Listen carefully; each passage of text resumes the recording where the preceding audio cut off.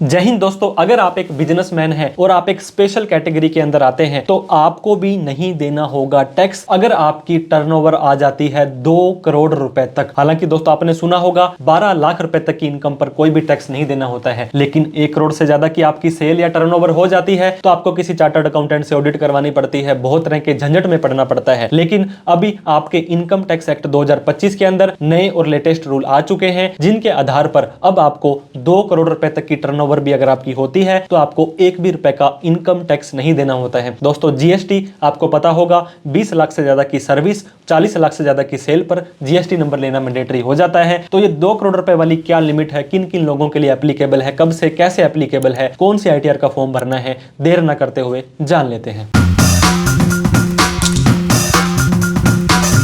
जी हाँ दोस्तों, बिल्कुल सही सुना है और बिल्कुल सही देखा है। अब आपको नहीं देना पड़ेगा 1 भी रुपए का टैक्स अगर आप करते हैं 2 करोड़ रुपए तक का बिजनेस। इस बिजनेस को क्या बोलते हैं? हम टर्नओवर बोलते हैं। दोस्तों 2 करोड़ रुपए तक की टर्नओवर पर आपको देना पड़ेगा 0 रुपए टैक्स। अगर आप 2026 के अंदर इस वीडियो को देख रहे हैं, फाइनेंशियल ईयर 25-26, असेसमेंट ईयर 26-27 के लेटेस्ट रूल आपको जान लेने चाहिए। तो दोस्तों आपको पता होगा 1 अप्रैल 2025 से लेकर 31/3/2026 फाइनेंशियल ईयर 25-26 और आईटीआर के ऊपर असेसमेंट ईयर 26-27 लिखा आने वाला है। दोस्तों अगर आप एक सेल करते हैं, अगर आप एक ट्रेडर हैं, अगर आप डिस्ट्रीब्यूटर हैं, होलसेलर हैं या रिटेलर हैं, अगर आप किसी भी तरह की मैन्युफैक्चरिंग करते हैं तो 2 करोड़ रुपए तक की टर्नओवर पर 1 भी रुपए टैक्स नहीं देना है। लेकिन दोस्तों अगर आप एक सर्विस प्रोवाइडर हैं, doctor, engineer, lawyer, chartered accountant हैं, तो आपके लिए ये सर्विस के लिए एप्लीकेबल नहीं होता है। दोस्तों प्रजम्पटिव टैक्सेशन आप लोगों ने सुना होगा, आप लोगों ने ये भी सुना होगा कि आईटीआर 4 भरी है मैंने तो बिजनेस की, क्योंकि 90% बिजनेसमैन जो होते हैं वो अपनी आईटीआर 4 भरते हैं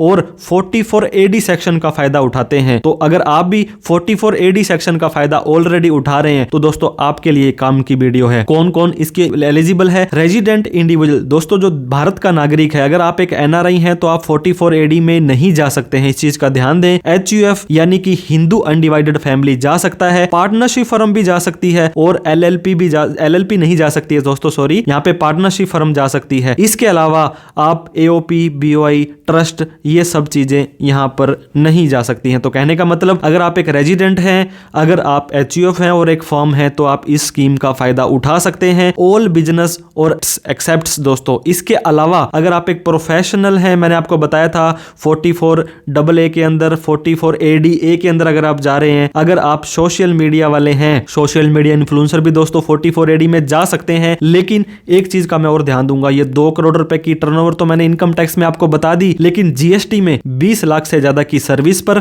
और 40 लाख से ज्यादा की सेल पर आपको जीएसटी रजिस्ट्रेशन लेना मैंडेटरी हो जाता है। तो दोस्तों इस तरह से अगर आप एक सोशल मीडिया इन्फ्लुएंसर हैं तो भी 44AD का फायदा उठा सकते हैं, लेकिन सर्विस प्रोवाइडर या प्रोफेशनल इसका फायदा नहीं उठा सकते हैं। और कौन कौन से बिजनेस हैं? अगर आप कमीशन का काम करते हैं, ब्रोकरेज का काम करते हैं, इंश्योरेंस में काम करते हैं या शेयर मार्केट में काम करते हैं, सेक्शन 44AD के अंदर आप नहीं जा सकते हैं। किसी भी एजेंसी बिजनेस का काम करते हैं, ट्रांसपोर्ट का काम करते हैं और आपकी टर्नओवर अगर 2 करोड़ से ज्यादा है तो दोस्तों आप इसके अंदर नहीं जा सकते हैं। पार्टनरशिप फर्म के अंदर अगर आपको कोई रेम्यूनरेशन इंटरेस्ट आ रहा है तब भी आप इस स्कीम के अंदर नहीं जा सकते हैं। अब मैं दोस्तों आपको एग्जाम्पल के माध्यम से समझा दूंगा। एलिजिबल एसएससी मैंने बता दिया, आप या मैं हैं और हम एलिजिबल बिजनेस कर रहे हैं, जैसे कि मैं ट्रेडिंग करता हूं और मेरी टर्नओवर है 2 करोड़ रुपए। तो अब सरकार क्या कहती है? आप अपना प्रॉफिट शो कर दो, या तो एक्चुअल प्रॉफिट मतलब जितना आपको लाभ हुआ है, या कम से कम 6% of the turnover which is higher. दोस्तों ये 6% किसके लिए होता है? अगर आप जो भी सेल वगैरह कर रहे हैं सारी ऑनलाइन आ रही है, ऑनलाइन नहीं करते हैं तो 8% करना पड़ेगा दोस्तों। अगर आप कैश के अंदर करते हैं तो हम ये मान के चलते हैं ऑनलाइन जमाना है, डिजिटल जमाना है, यूपीआई के माध्यम से दोस्तों आपका पैसा आ रहा है। तो अगर आप ये देखिए 6% करेंगे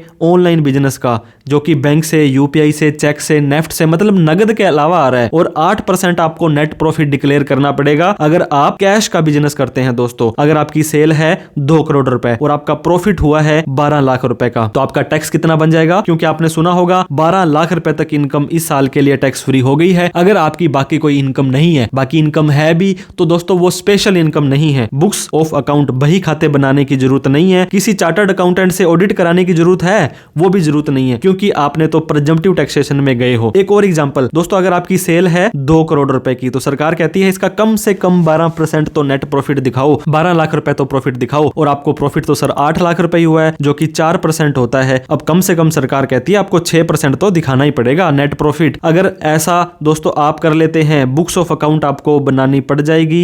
अगर आप अपना प्रॉफिट कम दिखा रहे हैं, अगर आप 6% दिखा रहे हैं, तो बुक्स ऑफ अकाउंट बनाने की जरूरत नहीं है, टैक्स ऑडिट करवाने की जरूरत भी आपको नहीं है। तो आपको जीएसटी के साथ रिकंसाइल जरूर करना है दोस्तों। आपने 1 करोड़ रुपए की सेल कर तो दी, अब इस करोड़ के ऊपर जीएसटी वाले कल को आपको पूछ लेंगे, भाई साहब 1 करोड़ रुपए के ऊपर मेरा 5% वाला आइटम था या 18 वाला था, तो 18 लाख रुपए आप हमारा जीएसटी खा गए। जो भी लेन देन करें उनका रिकॉर्ड रखें। कई बार ज्यादा लेन देन करने पर क्या होता है, बैंक वाले आपका अकाउंट वगैरह फ्रीज कर देते हैं। तो दोस्तों सेविंग अकाउंट में आप अपने इतने ट्रांजेक्शंस ना करें, आप अपना करंट अकाउंट ओपन करा लें। करंट अकाउंट के लिए जीएसटी की भी जरूरत नहीं है। एमएसएमई या जो भी आपके लाइसेंस सर्टिफिकेट होते हैं, आप अपने प्रीवियस ईयर का आईटीआर का स्टेटस भी चेक करें। दोस्तों पिछले साल अगर आपने आईटीआर 3 लगाई थी और इस साल आप 4 लगा रहे हैं, क्योंकि बार बार आप इसे चेंज नहीं कर सकते हैं। एक बार 44AD के अंदर चले गए तो 5 साल तक आपको यहीं रहना पड़ेगा, नहीं तो जैसे ही बाहर निकलेंगे किसी सीए से आपको टैक्स ऑडिट भी करवानी पड़ सकती है। एआईएस, टीआईएस और 26S को चेक करें। दोस्तों सिर्फ इतना कह देने से कि 2 करोड़ रुपए की टर्नओवर पर आपको